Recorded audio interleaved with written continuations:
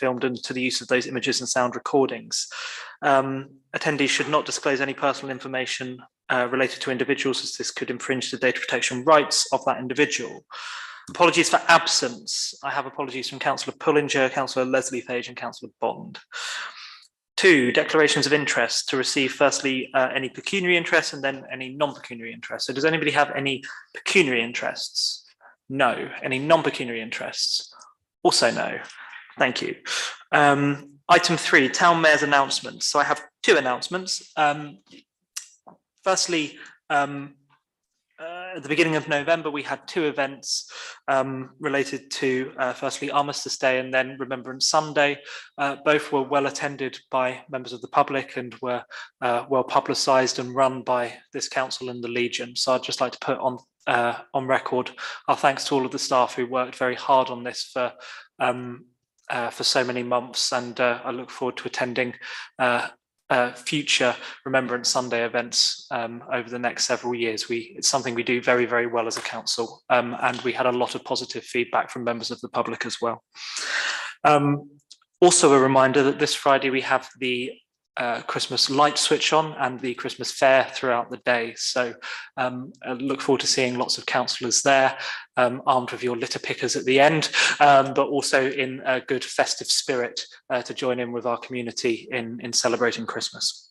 Councillor Russell, you have some updates. Yes, I have the good and the bad, so I'll give you the bad first. The bad is that Central Bedfordshire Council discharged Condition 3 on Lindsell's Crossing last week, in spite of our strong objections.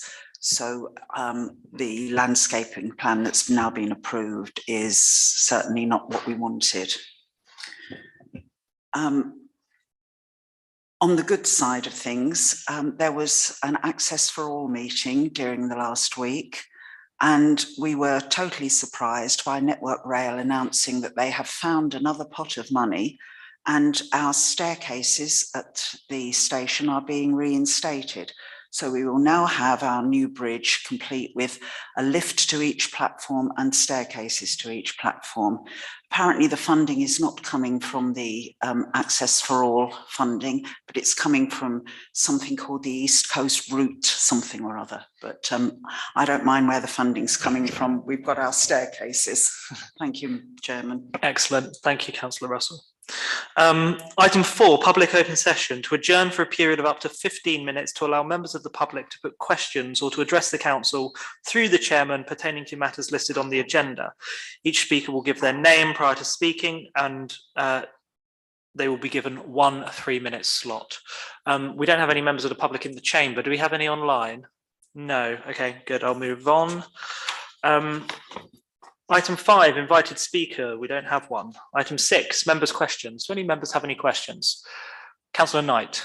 I have 2 questions tonight, if I may. So the first one is about Papa John's at the end of the High Street. So I welcome the investment into town, but I don't recall that we received planning permission consultation for the signage.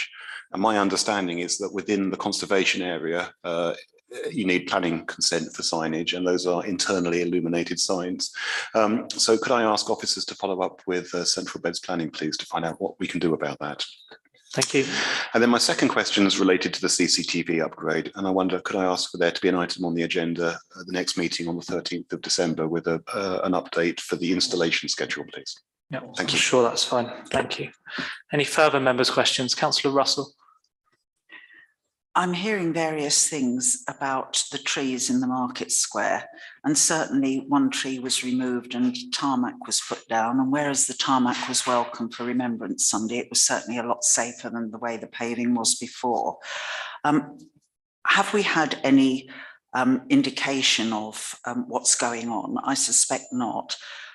Were we consulted? I don't think so. And I would ask that officers write to CBC and find out exactly what's going on and what is being proposed. I've been given an officer name to write to, which I'm quite happy to share with the clerk after the meeting. Thank you. Peter, do you have any comment on that? Karim is joining us over Zoom and has an update in regard to this issue. Karim, can you join us?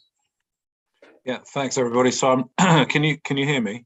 Yes. Great, thanks. Sorry I'm not there with you this evening. Essentially, on this matter of the tree felling, we were contacted via email only by CBC, the trees team. They sent us a couple of weeks ago, less than a couple of weeks ago, in fact. They sent us an email with a map drawing of the 4 trees specifically, which they're now looking to fell. Originally, it had been only 1 or 2 or even 3 was our understanding, but it's now confirmed as being 4 trees.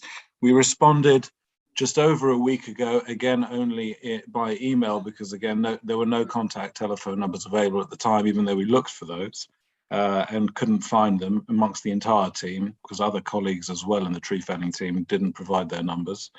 And we have not heard back yet, but with our email, we had strongly suggested that for the ease of efficiency, they should fell the 40 trees if they had to fell the trees at the same time, but also that they should defer those to after our Christmas light switch on, obviously, of this Friday, and ideally early in January 2023. As yet, despite us chasing up again via email, we haven't had a response yet. Thank you, Karim. Councillor Russell, did you want to comment? Well, that's interesting. So we were told what's happening, but we weren't asked whether we agreed with it. I think we know that the trees in the Market Square were not planted correctly in the first place, and that the roots are causing a lot of trouble. But I come back to the vision that we would like to produce alongside Central Bedfordshire for the Market Square. And what worries me is that they're going to put new trees in at some expense with a completely new system to control the roots. And they may not be in the right places for what we would like to see on the Market Square, and nobody's talking to us about it. That's what worries me. Thank you.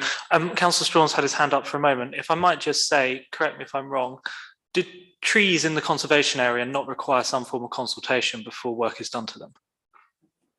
I think so. I think so. I think they normally have done in the past.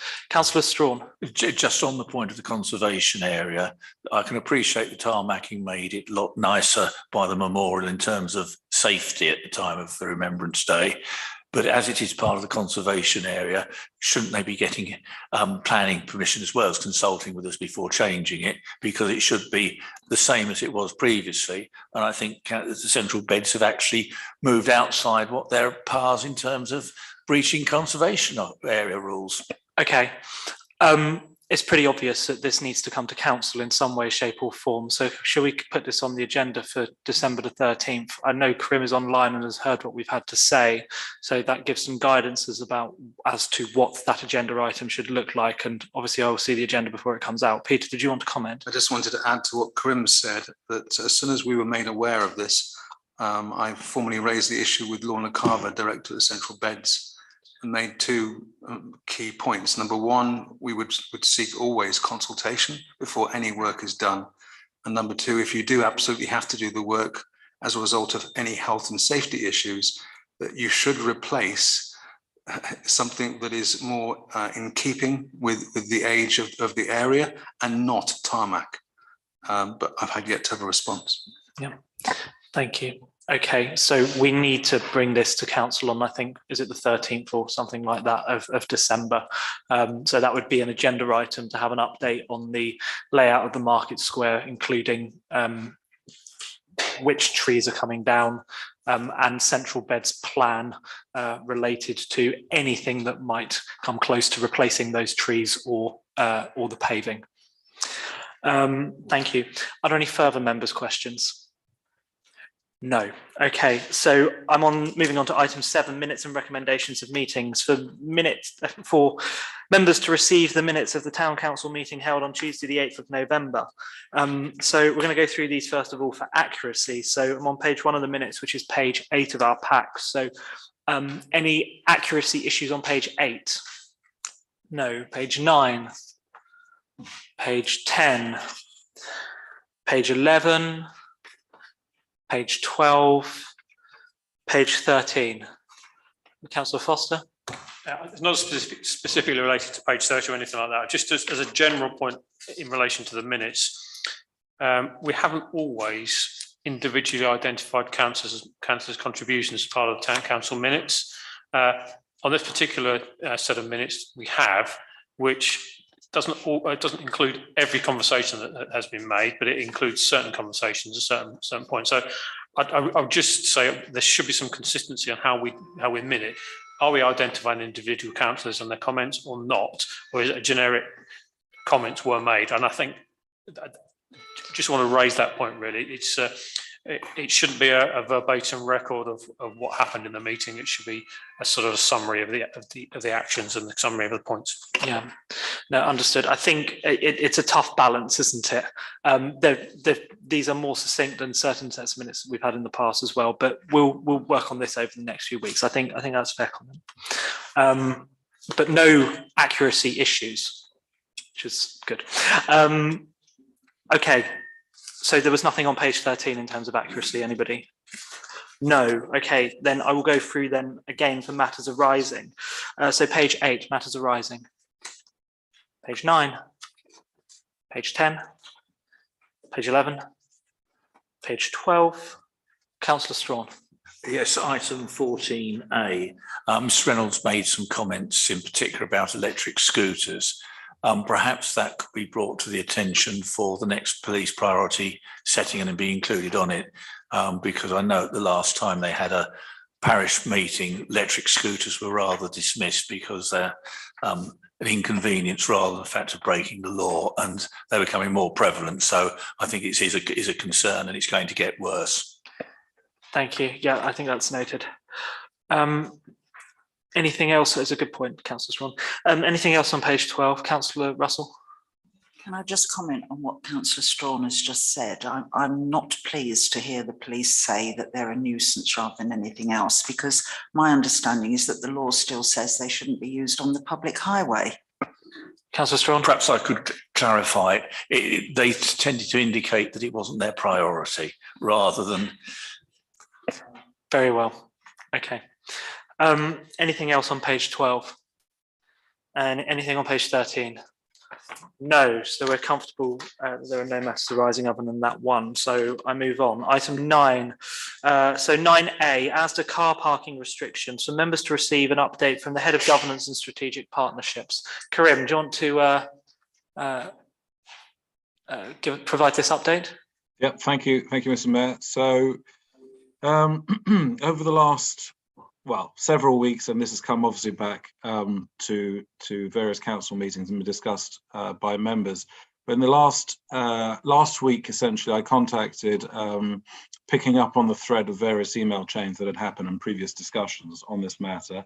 I contacted the lady Sally Hicks at CBC, spoke with her on the phone late last week, and she essentially has reaffirmed the position that members had already discussed in previous meetings, insofar as, due to relatively poorly worded or loosely worded the original S106 agreement regarding to this particular matter of the 2 hours maximum period, it would appear that CBC are not able or in a position to escalate this matter further, because their own assessment would be that as there are essentially within their rights to, because of the agreement, to make this reduction that they've done. They've, following that kind of phrase, that came on the back of quite a lot of work. Sally was telling me that they'd escalated the matter within CBC to several further up the hierarchy, essentially, and a couple of other senior people had actually confirmed that, having looked at this matter. So this had gone back and forth internally within CBC for several weeks. The last bit to say, really, and obviously it's not great news, but they said they held out almost a fig leaf to me to sort of get in touch with one of the senior officers who deals with S106 planning and agreements, which I did as well late last week. And I again followed up yesterday via email and phone call. I haven't had a response yet. So there remains a small slither of hope, essentially, that this person will come back saying, well, hang on a minute, maybe we can actually do something with it. But so far, it seems on the negative side, I'm afraid. Thank you. Have we heard anything from Asda themselves? Nothing yet. Not following the previous round, which we reported to council, which members already commented on. That was the customer services. I had sent an email around as well to a senior vice president and not received a reply yet, no. Okay. Thank you, Karim. That clarifies. If I may say from the chair, we are at risk of going around in circles a little bit, asking officers to chase things. And Karim, that was a great effort. And sometimes these things are not easy to get results on, but let's see if there is a sliver of hope. Any comments? Councillor North, then Councillor Russell, then Councillor Strawn. Well, he said something about vague wording. I don't think the wording is vague from what I've heard of it. Parking for a maximum of 2 hours is parking with a maximum of 2 hours, which is very clear. It's not the same thing as parking with a maximum of 1.5 hours, which is different. I don't think there is any vagueness in the wording at all from what I've heard of it. And I would suggest if CBC are not willing to do anything about it, that we should explore taking some form of legal action against Asda ourselves, in the interests of the residents of Biggleswade. Thank you, Councillor North. Councillor Russell. It is very disappointing what we've just been told about CBC's attitude. I was involved from the beginning when Asda were coming to Biggleswade, and when we discussed it at what was then the community forum, both the director from Asda and the store manager who opened the store were very happy that it should be 2 hours, and we've always thought of it as 2 hours. I'm not sure whether we can take legal action. Maybe we could get some independent advice on it at the very least, and try and stiffen Central Bed's backbone that way. But I wonder whether we now need to move things into the political arena a little bit more. And I wonder whether it might be possible for you, Mr. Mayor, to write to somebody senior at Asda and make clear that it's now a political issue, as opposed to simply officers trying to do the work for us. I don't want to undermine officers, but I think the way we're going to win this is to make it political and make it a real issue in the town, and maybe elevate it even to a national level with a letter to the papers or something. I don't see how we're going to win otherwise, because they just think we're a little town council and a little town, and they'll do what they want. And it's very obvious that they just want to make money out of this, from the signs that have now gone up saying that you can purchase longer than 1.5 hours if you want to pay money. So they're seeing it as a money-making scheme. I don't know whether their stores are not doing as well as they hope they might with all the competition from Aldi and Lidl, but you know, this is really not good enough, and it is going back on agreements that were put in place before the store even opened. Thank you, Councillor Russell. Is that a proposal then, and essentially for me to write to senior people at Asda, perhaps including the store manager at Biggleswade? I think that would be a very good idea to include the store manager at Biggleswade, and maybe we can get their PR department involved if we go to the store manager and somebody senior within the organisation. Thank you. Is there a seconder for that proposal? Yeah, there's a few seconders. Councillor Strawn. Yes. There is another point that I don't think was covered by the Head of Governance report, and that is the duty to consult with the council, which there appears not to have occurred. And I think that is probably our strongest point, in terms that I understand where CBC's officers are coming from, quite frankly, having read the provisions, and because it doesn't say that there is a minimum period that's got to be free for members of the public. And I think that is the weakness that there is. So I can understand where it's coming from, but there is this duty to consult, and that has clearly not taken place. And I think that is the really disappointing part, is it's just been imposed.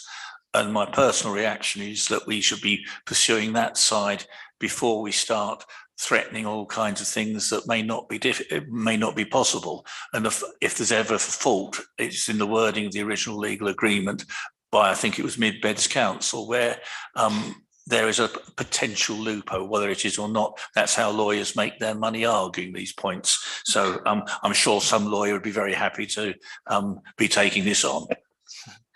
Thank you, Councillor Strawn. You should have declared an interest in this. I think that's a very fair point. So if Councillor Russell, yes.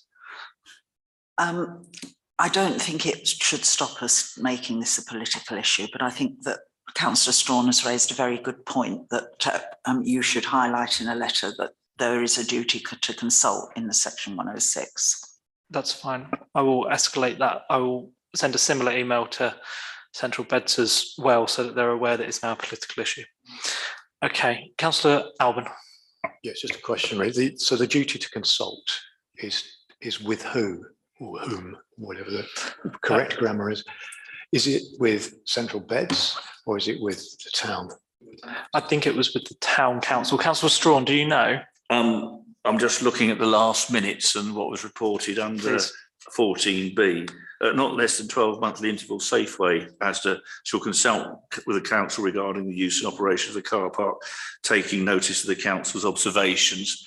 Now, that is indistinct as to which council it is. The implications might be that it would be Mid Beds or Central Beds as its successor rather than the town council, because the agreement was with Mid Beds, not with the town council. But the fact that no council seems to have been consulted would suggest that they haven't adhered to that part of it. Understood. Does that answer your question, Councillor Alban? Yeah, but do we know for certain that they didn't consult with Central Beds? I have seen email correspondence that doesn't allude to any kind of consultation with Central Beds. That's been forwarded. Councillor Russell? I'm not a lawyer, but I would suggest you use the weasel words of "it would appear that you have not consulted." Yes, I'm very familiar with them. It's actually on speed type on my computer. Okay, are there any last comments? So the proposal really is for me to write one letter to senior individuals at ASDA, and frankly, there's no reason why there shouldn't be an open letter that we're free to publish as well in the public domain, escalating through whatever means necessary, including via their store manager in Biggleswade. I look forward to walking into the store and handing that to him or her, plus then escalating via CBC again and reminding them of the agreement where we need to consult.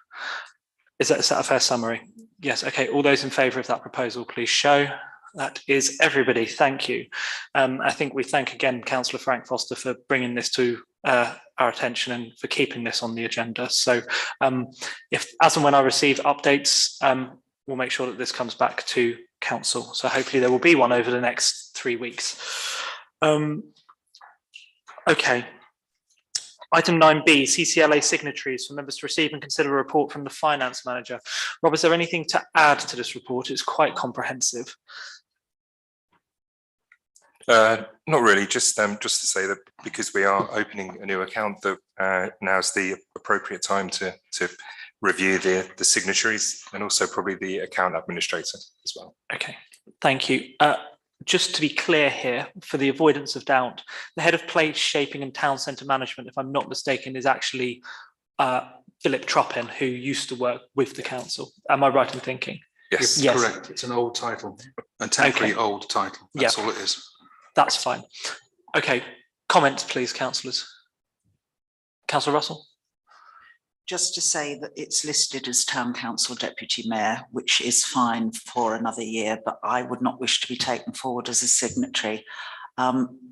This is for a new account for CCLA. I'm currently a signatory for CCLA and have been happy to do the transfers, but it's obvious that since I'm not a signatory for Unitary Trust, I can't do transfers to CCLA, so it would seem silly to be a signatory just to do transfers back. So if, when this is implemented, I could be omitted, I would be very grateful. Thank you. Thank you. I think that's noted. Thank you, Councillor Russell. Any further comments? No, this is an item for consideration, so at some point we need a proposal. Unless we want to sit around all evening, Councillor Russell. To accept the report, but with that note that I should not this year be a signatory. Thank you. Okay, is there a seconder for that proposal? There is. Okay, any last comments? No, all those in favour of that proposal, please show. That is everybody, thank you. Item 9C, Unitary Trust credit card for members to receive and consider a report from the finance manager. Again, a good report, thank you, Rob. Is there anything to add or any specific comments to highlight?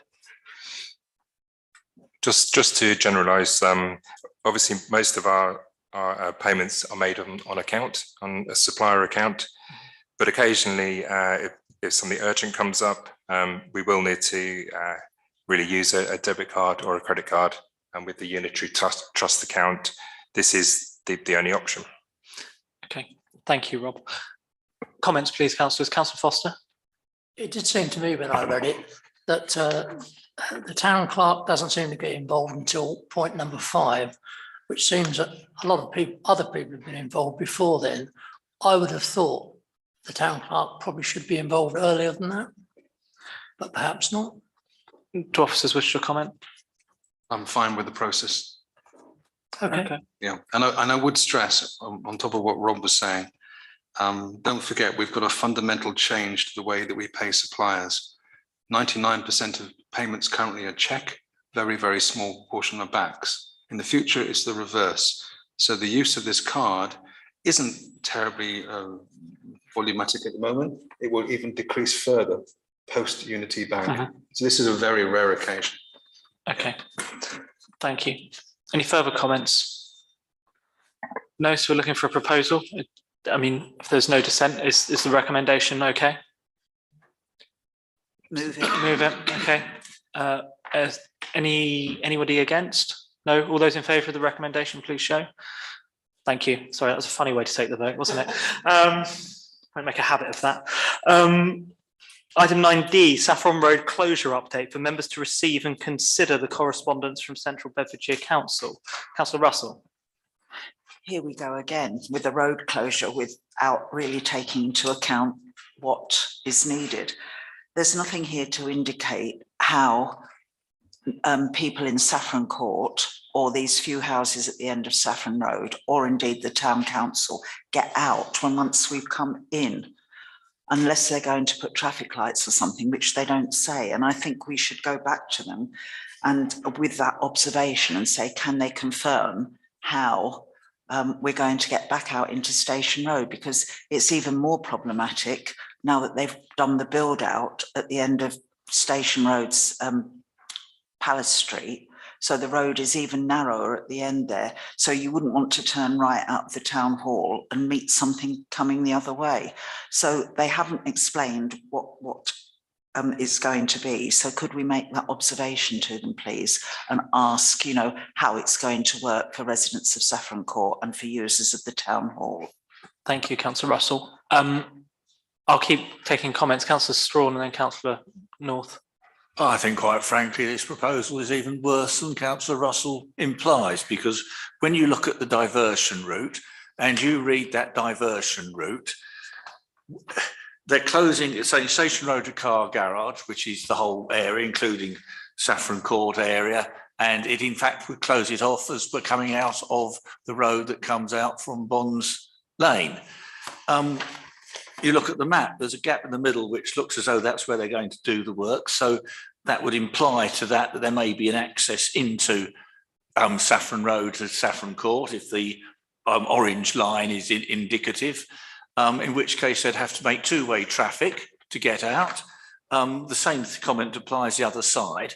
And what it doesn't do is it's implying that you can go down Station Road, then you can go down Saffron Road without the bit that's closed off being in the way, and then continue out past the garage. It is an absolute nonsense in terms of the description of the diversion route, because if to achieve what they'd say, they'd have to take you down, I think, Bonds Lane and out past, go past Aldi and out there, coming out near the garage, but in front of the garage. So that part should be closed according to the strict wording of this order. It's a load of rubbish, quite frankly, and they should be told that they should sort it out and come back with a sensible proposal and directions.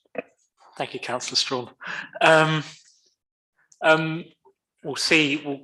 We'll agree some final wording in a moment. I'm sure Councillor Russell will factor that in. Councillor North. Yes, well, I would just like to draw attention to another issue that has not apparently not covered by their statement, and that is the status of the residents' parking facility on Saffron Road. A lot of people need that to park their cars. Where are they going to park? And that's just not. There needs to be some sort of accommodation for people. What exactly it is, I don't know, but that needs to be taken into account in what they're doing. Thank you, Councillor North. Councillor Russell, you made what sort of seemed like a proposal. I'm sorry, I should have asked for a seconder. Do you want to just restate, taking on board what fellow councillors have said? Well, I can share Councillor Strawn's frustration, but we probably need to be slightly more diplomatic. So I would propose that we go back to them with the observations that we are very unhappy with what they're proposing because of the lack of apparent egress from Saffron Court and the Town Hall. And as Councillor North has said, the problem of residents parking. And can they come back with a scheme that actually addresses that, or give us the detail of how they will actually handle access to Saffron Court, the Town Hall, and some of the housing in Saffron Road? Thank you. Okay, so a seconder for that proposal. Yes, there are a couple. Any last comments, Councillor Strawn? With respect, I don't think that goes quite far enough, because whilst some of my language might be inappropriate for a formal proposal, there still needs to be a correct diversion route put in if they're going to deal with that. And they've also got to cover, if there is going to be two-way traffic, they've got to make the appropriate order, in my view, to allow two-way traffic, so people, if they are allowed to get into Saffron Court, can actually come out again. At the moment, they could go in with a one-way system, but they'll never be seen again because they won't be able to come out. Okay, Councillor Russell. That's why I use the word egress, not access to, but egress from the Town Hall and Saffron Court, for the very point that Councillor Strawn has made. I'm quite happy to add the third point, though, that the diversion route needs to be realistic, and that the one proposed is not good. Okay, thank you. Councillor Foster. My time make the suggestion that before we formally go to CBC with a letter, that the clerk double checks the closure is still in place and the plan is still in place before we embarrass ourselves. Thank you, Councillor Foster. I think we'll double check that. Okay, so subject to that double checking, the proposal is to write to Central Bedfordshire Council to let them know that the egress from Saffron Court and the Town Hall is unclear. So how would you get out of something which is essentially a one-way system? There were further comments about what would happen with residents parking along that stretch of Saffron Road, and that we're not happy with the potential diversion route. Is that fair? All those in favour of that proposal, please show. Any against? No, that's carried. Item 9E, bus route proposal for members to receive and consider a letter from Central Bedfordshire Council regarding bus routes. Councillor Knight. Thank you. Alas, the letter from Central Bed's officers suggests very little progress has been made on this. I would have said, I think it's a load of rubbish, but that phrase has been used tonight already. So instead, I think I'll say, I think this council is being fobbed off by Central Beds, and I'm really not very happy about that. I thought that Central Beds are committed to addressing the routes and bus waiting areas at the time the transport interchange planning permission was approved. So I note the letter says the interchange project team have engaged with the local community, and I'm curious who has been consulted. I don't believe this town council has been consulted. So I think perhaps we need to try and find out, but it doesn't seem adequate. It seems to me bonkers that Central Beds are building the transport interchange without addressing the bus routes and the bus waiting areas. And it looks like the interchange is on track to be an expensive CBC white elephant. So what can we do about it?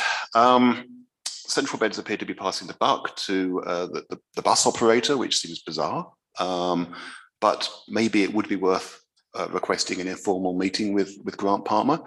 One benefit of that is perhaps finding out how their new route is working for them and whether it's successful, and to see if we can help promote that route and make it more successful, because I think that's really important for the town. Maybe officers could try to find out who has been consulted and query why we haven't been consulted. We might consider escalating our concerns about this project to the administrators of the HIF, because presumably they have some responsibility and authority over this, since we don't think it's being administered very well. So those are some of the thoughts I have. I'd like to hear what colleagues have to say. Thank you, Councillor Knight. Are you making a proposal at this stage or not yet? I'll hold on for a moment. Okay, thank you. Councillor North. Well, I agree with the remarks of Councillor Knight on all of that, and there is, I mean, it says that the heading of the agenda item is bus route proposal, but I don't see any proposal for a bus route in the letter from CBC. And maybe to follow up on, or to add to the suggestions from Councillor Knight, maybe we should decide ourselves what we would like to see by way of bus routes and put that down as a proposal both to Central Beds and Grant Palmer and anybody else who's willing to listen.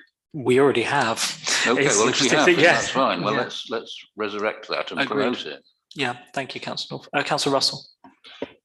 I've spent some time today trawling back through emails, and there is, I'm not going to name the officer at Central Beds, but there's an email from June 21, which very clearly shows possibilities of what to happen round the bus exit, and talks about that's at Century House, just to be clear, the Yeah. loop around Century House. and talks about a temporary closure so that we could see how that would work. So it would be a temporary traffic regulation order. And then the same officer wrote again with slides. These are slides that have come from Central Beds. Again, with showing the bus possibly going down Market Street instead of going out the bus exit area, and saying that precise bus service routing will need to be confirmed with bus operators, so not indicating that they have the final say in it, prior to implementation of the experimental order. And it then says on the bottom of this, work in partnership with BTC to progress. So that was April this year, when we were supposed to be being consulted.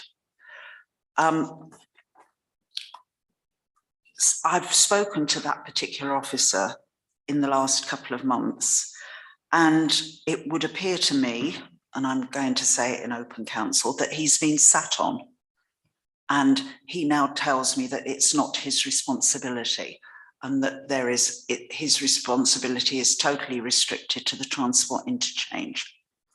So I don't know what's going on at Central Beds, but however we do it, I think we need to push back against this letter from Ms. Carver. Thank you, Councillor Russell. Councillor Strawn. Yes, just noting the letter from Ms Carver and the third paragraph.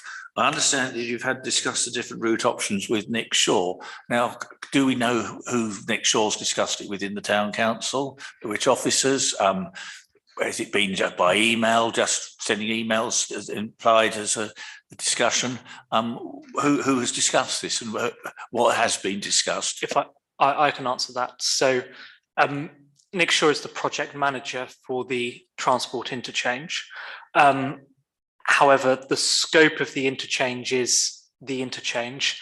Anything beyond that is outside of the scope of the project. However, there are obvious dependencies there. So I have worked on the Odd Change project in the past. We have our scope, but there are others who will experience whether it's upstream or downstream effects of that change. I think what our concern has been for some time is outside of the scope of that project, what are the knock-on effects? And this Town Council had a holding objection on the transport interchange for some time because we couldn't get a thorough understanding of what those knock-on effects were.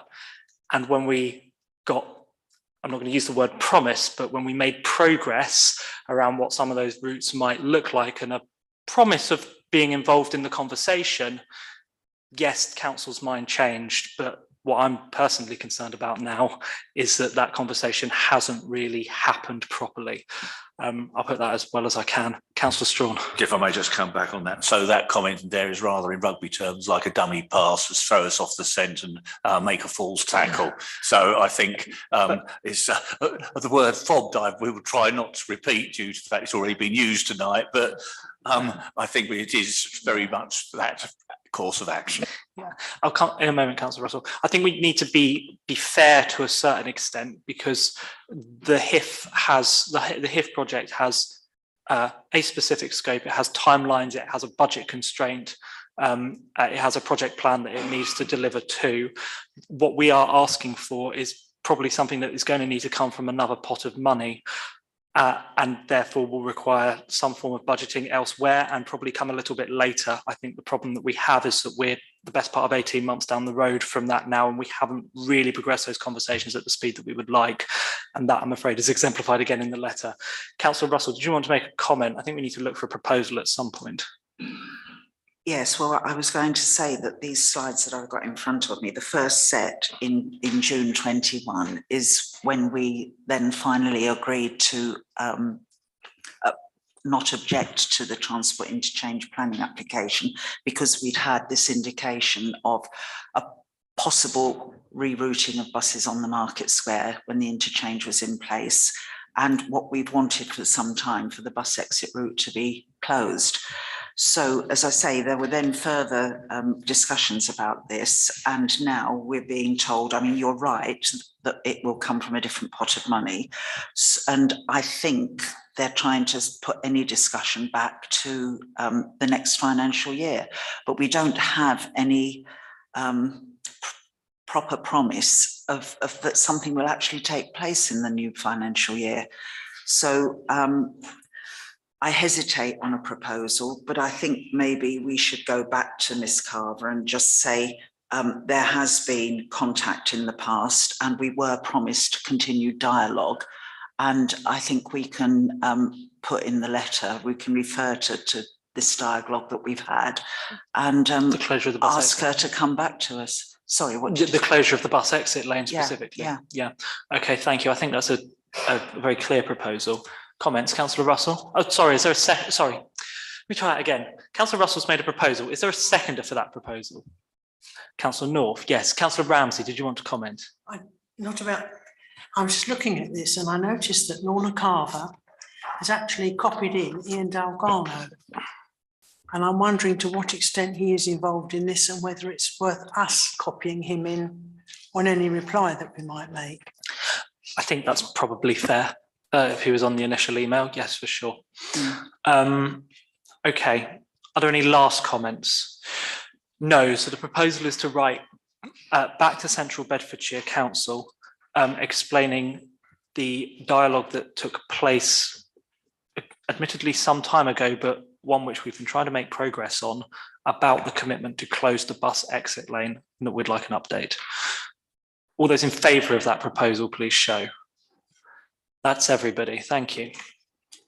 And thank you, officers, for keeping this on the agenda and for continuing to push. Item 9F, memorial bench request. For members to consider a request from a resident who wishes to erect a memorial bench in the Market Square. Helen, you have an update. Yes, so we received a letter from a resident who wishes to place a memorial bench in the Market Square. So just to see what councillors feel on that and agreed on the exact location. Thank you, Helen. Councillor Knight. Thank you. So I welcome the application. We see these from time to time, and I think it's a lovely gesture. Members will be aware that we have a full complement of very recently refurbished benches in the town, and they are all matching. And in all honesty, I think it would be difficult to fit additional benches in, and I don't think it would be necessarily a good idea if they were of a different type. However, I think the principle of allowing residents to perhaps purchase a memorial plaque and applying that to existing benches for some agreed period of time with a standard size and style would be entirely appropriate. But I don't think we can really consider this as an ad hoc request. I think we really need more of a policy. So I would like to propose that we ask officers to draft a policy relating to commemorative plaques for our benches, and perhaps bring that policy to the Town Centre Management Committee in the new year. And in the meantime, perhaps we can go back to the resident, thank them for their expression of interest and their idea, and explain to them what we're doing. Thank you. Is there a seconder for that proposal? Are you seconding, Councillor Russell? Yes. Okay. Did you want to speak, Councillor Russell? I want to refer back to a previous request for a bench, and I have it in my mind that 2-3 years ago, we had a policy about the type of bench that ought to be bought. I'm not suggesting for the town centre, this is wider in the town now. I wonder if we can dig that policy out and also take it to town centre management so that we have a bench policy that covers everything. Because I think it was a request for a bench in Eagle Farm Road, if I remember. But we can't really have all different sorts of benches being put all over the town. So I think if we can find that, it would be very good, and then send it to TCM along with the current request to sort out the best way forward. Thank you. Any further comments, Councillor Alban? Yeah, I think it's understandable that people would want this, given that there are already benches with plaques on in the town. They date back many years, but there is a precedent then. So I agree that with what Councillor Knight's suggesting, that we should draft a policy that covers this. Thank you, Councillor Alban. Any further comments? No, so we'll move to the vote. So the proposal is to bring a draft policy to the Town Centre Management Committee in the new year, which they can consider regarding how one might go about putting in place a memorial bench, the standards around it, plaques, etc. But did you want to make a Peter? Sorry, Peter. No, there's a lack of additional context here. Do you want to put your microphone on, please? Yeah, the person who's asking this request, as I understand it, lives around the Dan Albone area. Is that correct? So one additional thing you might wish to take into consideration is if we don't want a bench in the area that they've specified, perhaps you might want to offer something as an alternative. Okay, I think either way that would still require a policy to underpin it to decide whether or not, bearing in mind we don't know who this person is or anything about them, so we can genuinely draft this policy agnostic of whatever requests might already be in place, and then we can mark them against the policy once it's in place. So the proposal is to draft a policy which can come to Town Centre Management Committee for consideration, and then any future requests, including this one, can be judged against that policy. All those in favour of that proposal, please show. That is unanimous. Thank you. And thank you for this update. Just to stress, this is not, I don't think if I may just say from the chair, I don't think it is an urgent priority, but we can bring it to TCM, giving us a few months breathing space. Right, item 9G, draft order, proposed stopping up of highway adjacent to Drove Road. I'm curious what some of this means, but Councillor Alban. Yeah, well, it relates to the planning application for development on that piece of land. We opposed that, but it's gone through, it seems. But it just makes sense to, given that that's going ahead, to stop it up. It doesn't go anywhere. It's got a big gate in front of it, and it's just a tidying exercise. Yeah. So this basically means it will no longer become part of the public highway, and it would keep a straight line across the front. Yeah. So I'll move that we have no objection to this. Okay. Thank you, Councillor Alban. Is there a seconder for that proposal? Councillor Foster's seconded. Further comments? No. So the proposal is that we have no objection to this. All those in favour of that proposal, please show. 1, 2, 3, 4, 5, 6. Any against? Any abstentions? Thank you. That's carried. Item 9H, public notice. Just to stress, I don't think this is a public notice. This is a letter from Norville Parish Council, but for members to receive and consider a letter from Norville Parish Council. So this is related to footpath 7, which I believe runs pretty much through the industrial development, which is taking place to the west of the A1 in line with Sainsbury's. That's where the footpath would run. I don't know the context behind this, but they're asking if there were a crossing there, what kind would we like? Councillor Russell. I think it's very difficult to answer Norville Parish Council at the moment. Why have they suddenly come forward with this? Is there funding for it? You know, are Central Beds rights of way people involved? Where has this come from? What exactly is the proposal? They regard an underpass as a better idea, and I must say the footbridge over the A1 at Beeston is not very well used, to put it mildly. I do worry about an underpass because I worry about where the water table is in that particular area, and you know, doing something that goes under the A1 and is tall enough for, you know, a 6-foot man to walk through comfortably. I don't know what the level of the water table is now, but it certainly used to be higher than would allow that.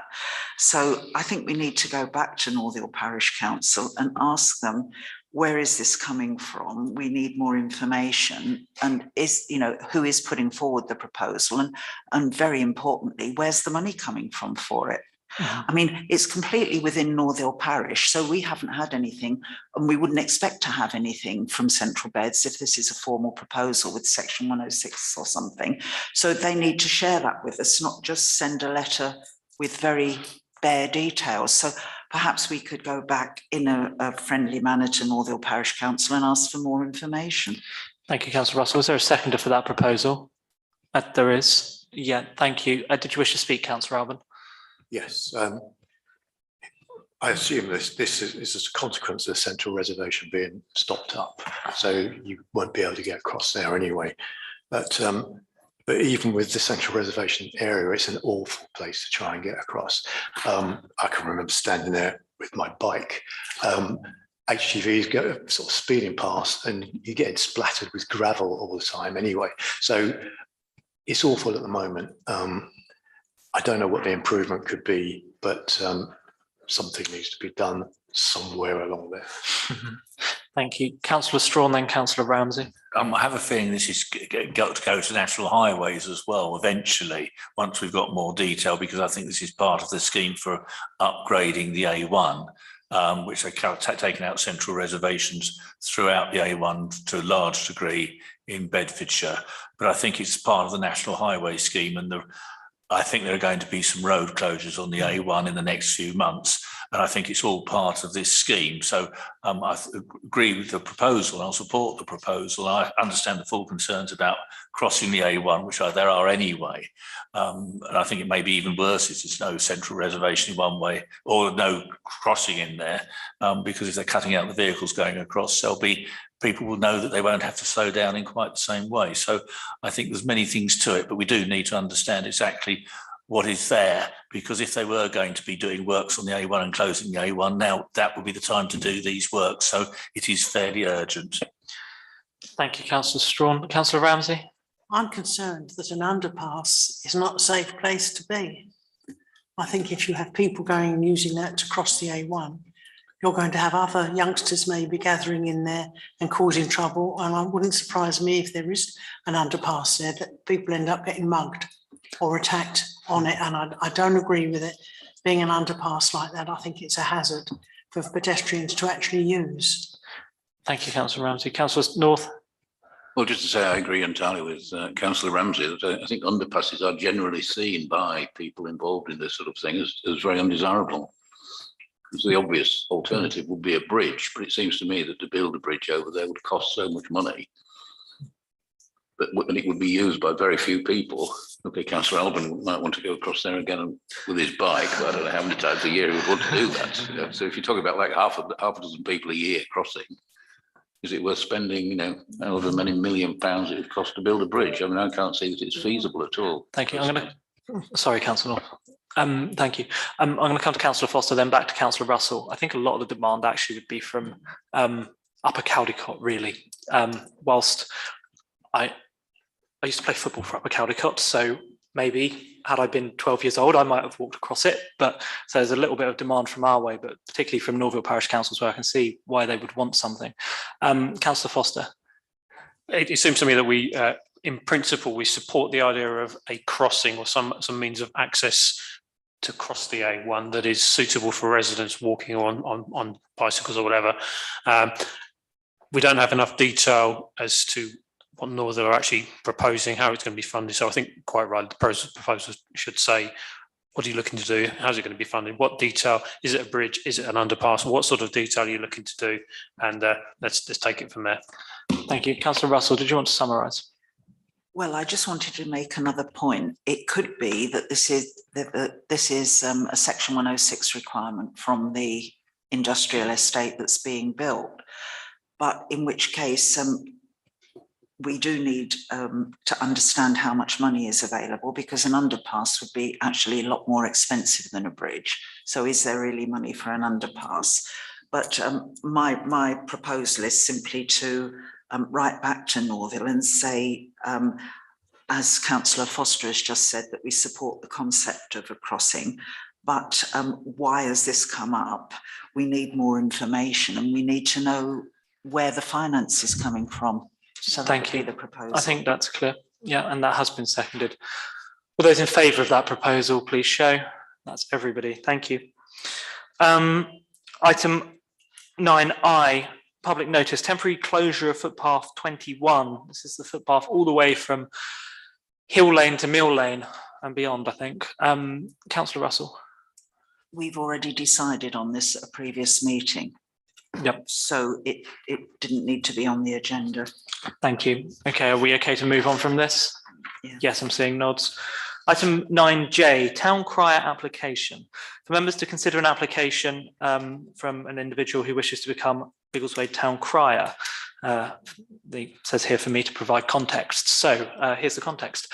So I was approached by somebody who wants to be the town crier.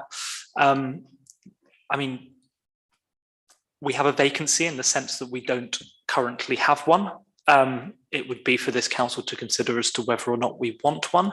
And if we did, how would we go about getting one? The individual who approached me seems enthusiastic, but appreciate that members don't know who this individual is, probably haven't met him, etc. So is it something for us to consider this evening? Apologies, it's a verbal update rather than anything that's written. How do we want to proceed, given competing priorities, but also given that it might be a nice thing to have? So I have members' ear on this for sure. So Councillor Russell. I'm going to say the usual. I don't think this is one of our priorities, but I was intrigued and I've been on the website. There's a guild of town criers and they have a job description and they have sample cries that we could ask somebody to try out if we were interviewing for the job. You know, I mean, this could take up a lot of officer time. To me, it's a nice concept. It's a nice to have at some point in the future, but I would like to propose that we defer this for at least 12 months and then come back to it. Thank you, Councillor Russell. Is there a seconder for that proposal? Yes, Councillor Knight. Councillor Strawn wishes to speak. Yes, I'm very glad you mentioned this because ironically I heard this town crier saying that he'd been speaking to the mayor about being the town crier, and I wondered what it was all about. But I think that the deferral is the sensible thing. Okay, thank you. Hopefully I haven't raised expectations too high. Councillor Knight. I was expecting Councillor Strawn to start that off with "oh yay," so I will. I think that's absolutely right. I don't think it's a priority now. I think it's an interesting thing to consider. I think we need to better understand what the role of a town crier would be for Biggleswade. I think we would need to understand what the cost is in terms of expenses, uniform, that type of thing. Since we don't have that, and exactly when that role would be used, I think we'd need to consult with the community and see if there's support for the role. I think we'd need to advertise it in a transparent way because there may be more than one person who would then like to do it, and I think we would need to hold auditions. So I'm very grateful to the individual who's applied, but I think we need to take it as a longer term activity. Thank you, Councillor Knight. So the proposal is to essentially defer this for 12 months on the ground of competing priorities. And to be fair, I think that is, given that we've already pushed one more thing the place shaping manager's way this evening about plaques on benches, etc., then I think that's understandable. So all those in favour of the proposal as outlined, please show. That is everybody, thank you. Item 9K, parking standards for new developments. For members to receive and consider the parking standards for new development document and consultation. So this is from Central Bedfordshire Council. Councillor Russell. I'm a little bit disappointed to have this on the agenda so soon after the making of our neighbourhood plan, because I rather suspect that there are things in these parking standards that would contradict what we're trying to do, or we've been trying to do with the neighbourhood plan. And my concern is that they wish to make this supplementary planning guidance, which would give it on one level the same status as the neighbourhood plan. But the way these things work is that the latest guidance takes priority over previous guidance. So if this becomes supplementary planning guidance, it takes precedence over our neighbourhood plan. So I think this needs to be looked at carefully. The closing date is early in the new year, and I would propose to council that we defer this to give me and other councillors a bit more time to look at the detail here. So could we please defer it to our December meeting? Thank you. Is there a seconder for that proposal? Yes, there are a few. Councillor Strawn, do you wish to comment? Yes, I share Councillor Russell's concerns. We've got a neighbourhood local plan. We looked at parking standards, etc. And the danger is that this is going to be superseded within a couple of months. Maybe they've just picked up and realised what a wonderful neighbourhood local plan we've got and are going to adopt our parking standards. But we do need time to make sure that we get it right and make the right appropriate comments, because it's just an attempt just to override what we've just done. Thank you, Councillor Strawn. I don't know that it's an attempt to override what we've just done. I don't think they saw Biggleswade neighbourhood plan and said, oh, we need to trump it. But I see where you're coming from. Any further comments? No. So the proposal is to defer this item till 13th of December. All those in favour of that proposal, please show. That's everybody. Thank you. Item 10, planning applications. 10A, 68 Drove Road, planning permission for a dropped curb on a classified road. Councillor Alban. I move we offer no objection to this. Thank you. Councillor Foster. I'd like to make a general point about the wording on the agenda. Currently says you can view details of applications and related documentation such as application forms, site plans, drawings, decision notices and other supporting documents for planning applications. Click on the hyperlink on the heading of each planning application listed below. The current introductory wording is not really appropriate. When used for a hard copy information, clearly the information suggesting click on the hyperlink on the heading of each planning application below cannot make sense in a hard copy context. The only way to direct people to the information in this context is by providing in a typed version the actual URL hyperlink directly related to the individual planning application. I therefore suggest the following amended wording for the future. Heading, planning applications. Full details of planning applications and all related documentation are available via the CBC website. This information can be viewed by using the hyperlink shown in brackets after the application number in each case.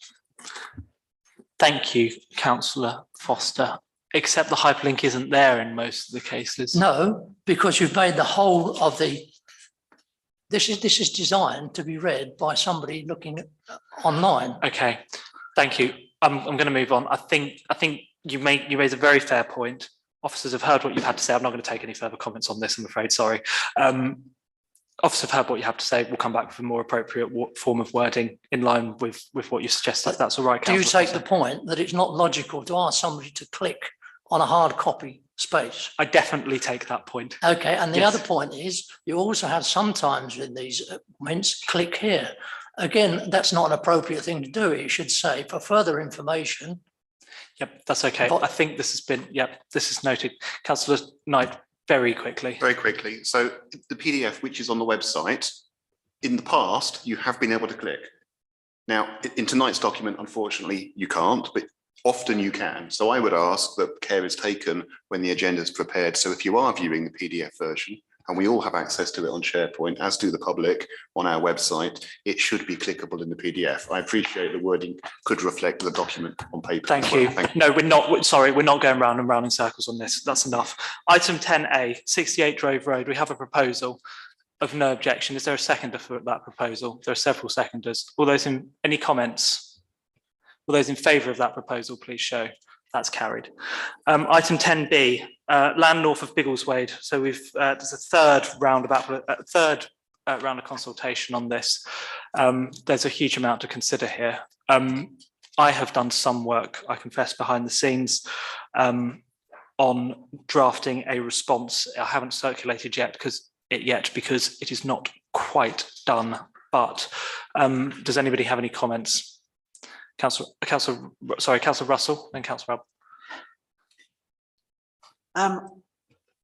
I think we're going to end up strongly objecting to this. I worry that the closing date for this is just before our next meeting.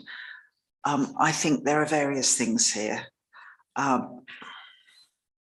Councillor Fage has shared the notes he's done so far, but there are issues, as he said, which still need to be addressed, in particular Potton Road itself and the impact of the A1, A428 works that are going to be completed.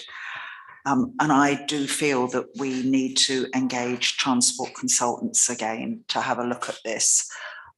We have very little time. I don't know whether they're going to be able to do it, but I think we need to put something in because I'm hearing that it might even go to the December Development Management Committee, although it would be better for it to go to January. But I suspect that because this application will be 3 years old on Christmas Eve, officers would quite like to get it to the December Development Management Committee.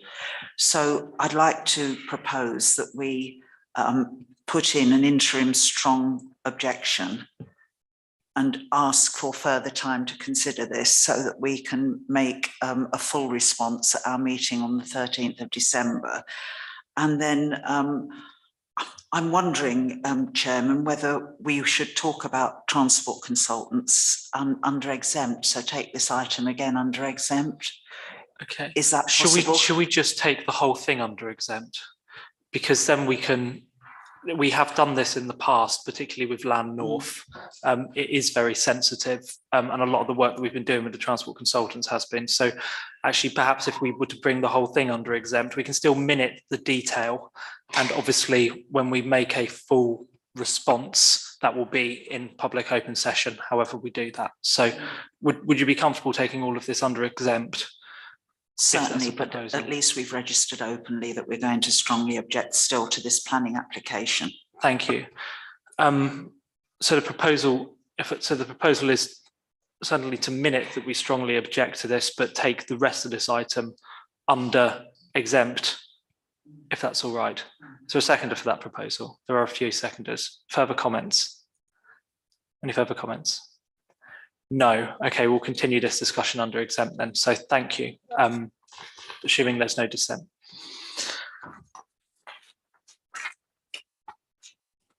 C, land at Bonds Lane and Foundry Lane, variation of condition numbers 11, 13, 16, 17 and 19. This is the architectural icon that's going up around O Saracino's. Councillor Alban. Well, I looked at it, and as far as I understand it, it's simply a renumbering exercise because they've introduced an addition of a substation, so that's moved everything around. So whatever we think of this application, I don't see that we need to object to this. No, is that a proposal, Councillor? I would propose that. Okay, so a seconder for no objection. Councillor North. Okay. Further comments, Councillor Knight. Thank you. So I had a look at it. It is quite difficult to see what's actually changed, to be honest, as attempting to discharge these conditions. But I did specifically look at the cycle racks, and the amount of space allocated for cycle racks has reduced substantially from an area that's about 7.2 metres wide down to 3.6. So they've halved the amount of space for cycle racks.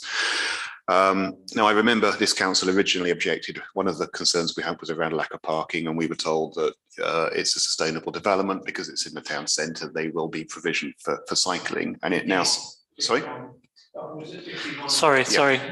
Yeah. So there something like 44 cycling spots. Now, the revised proposal uses a space-saving design for those cycle racks, and they claim it can still hold 44, but the original design was loops or hoops on the ground, so you didn't need to lift your bike up. You just pushed your bike in, it locked it to the hoop. The revised design is one of these sort of ramped cycle racks where you're going to have to lift a bike right up in the high above your head.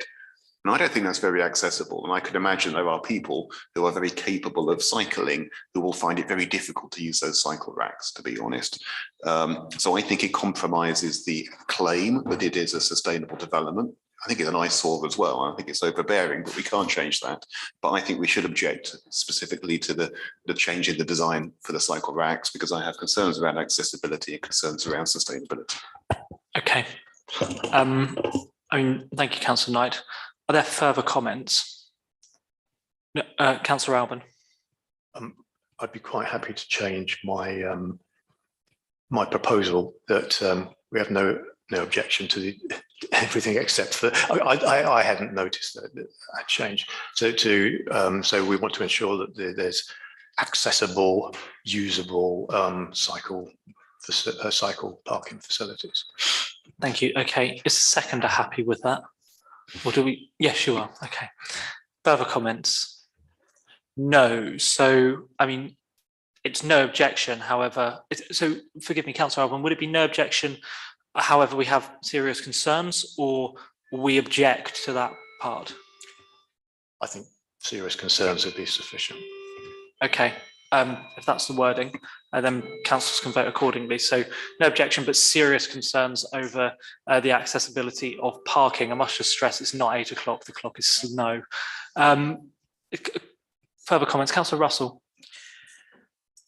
I'm not very happy with just saying serious concerns. I would prefer council to object to it. And I think this is all tied in with these parking standards that they're now consulting on. You know, they can't have double standards all the time. And I think this would be a serious double standard. I mean, from what I've seen of the parking standards so far, they want more cycle parking than car parking on town centre developments, and also on developments within a 500-metre range of a station. So we've got the town centre, which they take from the War Memorial, a 500-metre circumference circle, plus the station, and they're talking about small infill developments, which would mean that there are quite a few places where there might be an infill development, and we'd be going down Shortmead Street as far as Parkland Place, we'd be going up Mead End as far as Broadmead. You know, I mean, it's a very wide range of changing the rules, and those rules that they're trying to bring in are very much about a lot more cycling facility, cycle parking than car parking. So on this, I'd like us to object, so I won't be voting for serious concerns. Thank you, Councillor Russell. Okay, thank you, Councillor Knight. I mean, Councillor Alban, you've made your proposal. You can change it again if you wish, or we can go to vote on it. It's been seconded. Well, given that what I've heard, then I thought serious concerns might be sort of like a positive, if you like, but I'm happy to change mine so that we object to that particular variation. Okay, so we object to the variation and condition that reduces the amount of space for cycle parking because the new racks are not as accessible as what was originally proposed. And given that this was supposed to be in the town centre and they're very dependent on cycling being a thing that these residents will do, that compromises the arguments they were making pre-planning. Councillor Strawn. Could I just seek clarification on the exact proposal, because I fully support the objection to this particular change. Does that mean the council's accepting the other proposed changes, or is it to object an overall objection? Because I think we need to be quite clear that we have no objection to the other ones if that is the case, but we do object to the one relating to the bicycle parking situation, because at the moment, if we object, it could look as though we're objecting to the whole lot. So I think we need to be quite clear as to what we're actually. Okay. The proposal is it a proposed acceptance of all but that one which we strongly object to? Okay, that was my intention. Okay, so just to be clear, the proposal is either we object to this condition and we say nothing about the others, or we object to that condition but we accept the others. Up to you what the proposal is, Councillor Alban. The second of the two, so we. The second of the two, okay. Accept all the variations proposed other than the cycle provision for. Okay, that's the proposal. I'm not sure about if my seconder would. Is the seconder happy with that? Okay, we've moved a long way in these 5 minutes, haven't we? Okay, any last comments? All those in favour of the proposal, please show. Thank you. Any against? Any abstentions? Thank you, Councillor Foster. Where were we? 10D, 17 Hunt Road, single-storey rear extension. Any comments? Subject to neighbours? Any issues with that? No. 10E, planning appeal, 57 Church Street, conversion from previous hair salon, Class E, to residential dwelling, Class C3. I couldn't find the appeal letter, but Councillor Alban?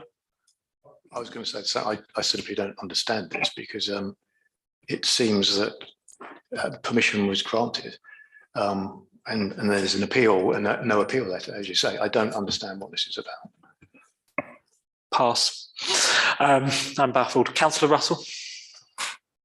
I haven't seen the letter either. I don't know whether it's available online, but it wasn't with the pack. And just to say that this would not be against our neighbourhood plan. Would it not?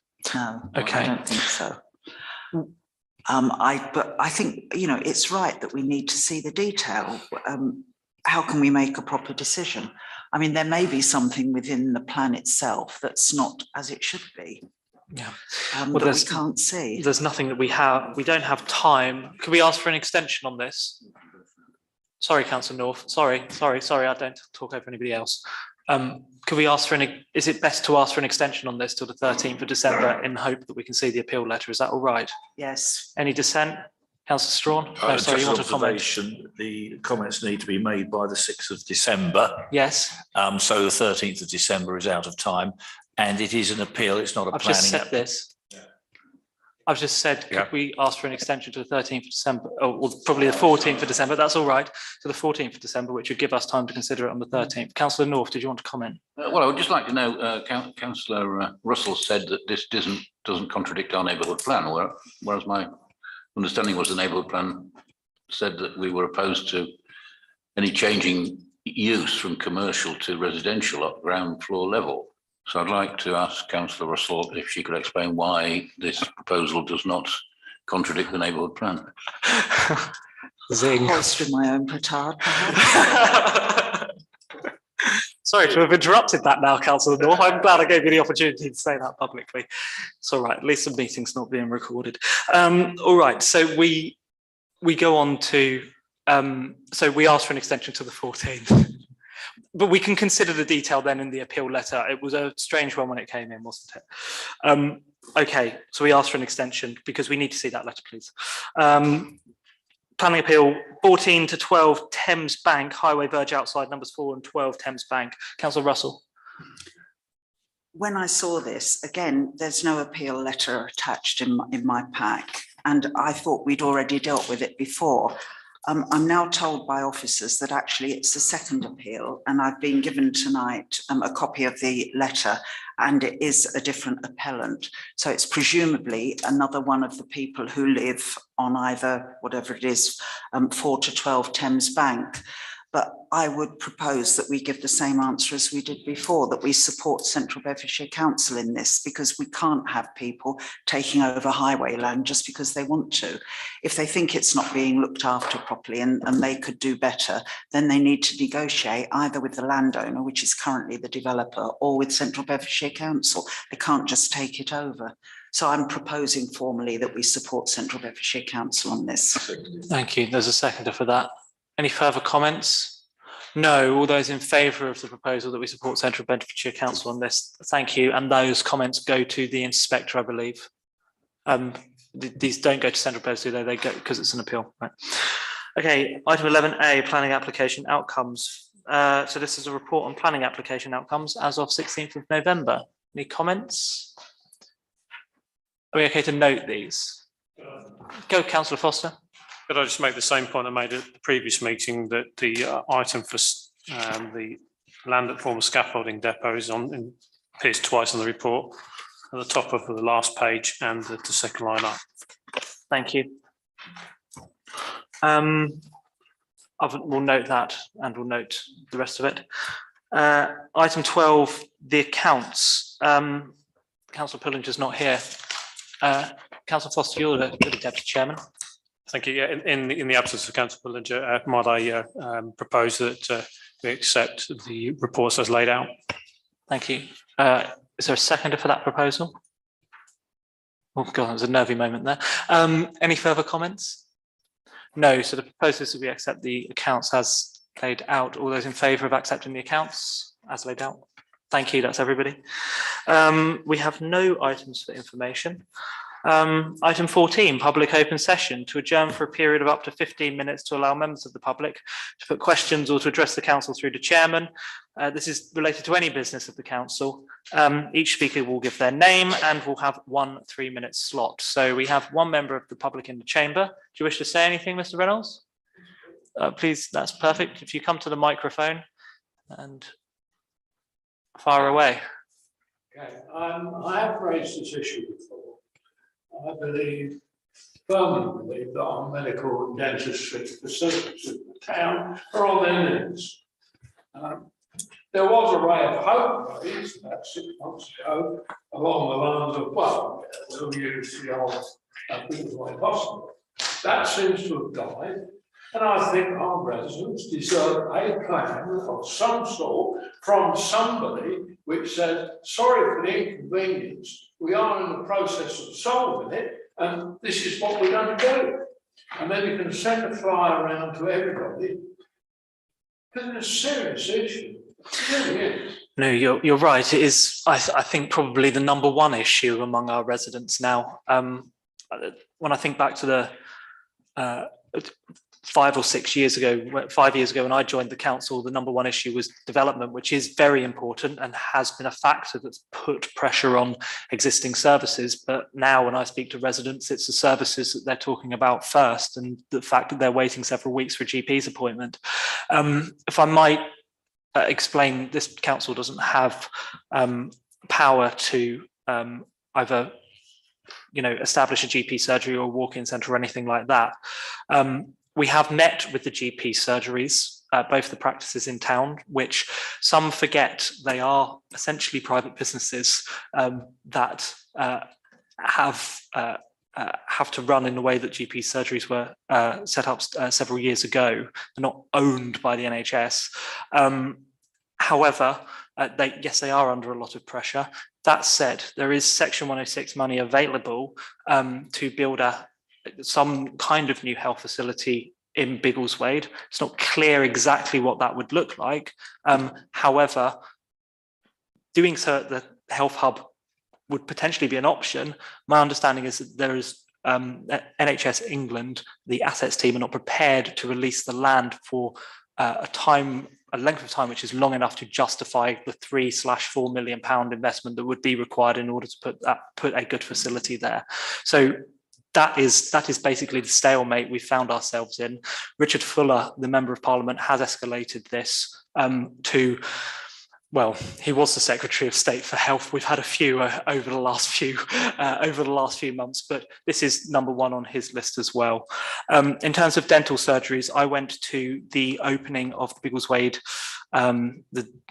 Dental Centre, which is just opposite Saffron GP's practice. They have increased their capacity and they're continuing to take NHS, or at the time they were continuing to take NHS patients. I hope they still are. I'm sorry that doesn't answer all of your questions, but that is basically the predicament that we are in. It's all Jack tomorrow. I mean, it's somebody has to accept responsibility. I think you've done all you could. I've been in touch with Bishop, and he seems powerless. Who is responsible? Is it Central Beds? Central Bedfordshire Council is responsible for building houses and has top-down targets from national government. The NHS is run nationally and is not their responsibility. So it is a disjoint, which is ever so frustrating. Councillor Russell wished to speak. Yes, I've received an email today, which I will share with colleagues. And there is now a petition on the website change.org for a walk-in urgent care clinic in Biggleswade. And the last time I looked, there were already 1,500 signatures on it. So it is a national problem. It is a problem that the NHS is supposed to provide these facilities. And as the Mayor has said, there is the possibility of funding for a building if we can get GPs and whatever.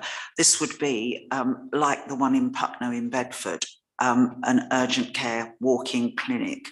So perhaps everybody who would like to can go to change.org and sign the petition, because the more signatures you get, the more publicity we'll get for it. And you never know, we may get a private facility that would help to augment what the National Health Service currently isn't providing. Thank you, Councillor Russell. I'm going to end there because we still have several items to work through. Thank you, Mr. Reynolds, for your question. Is there anybody online who wishes to speak? No. Okay, then we look to move to exempt session. We have 3+1 exempt items to consider this evening. So would somebody be able to move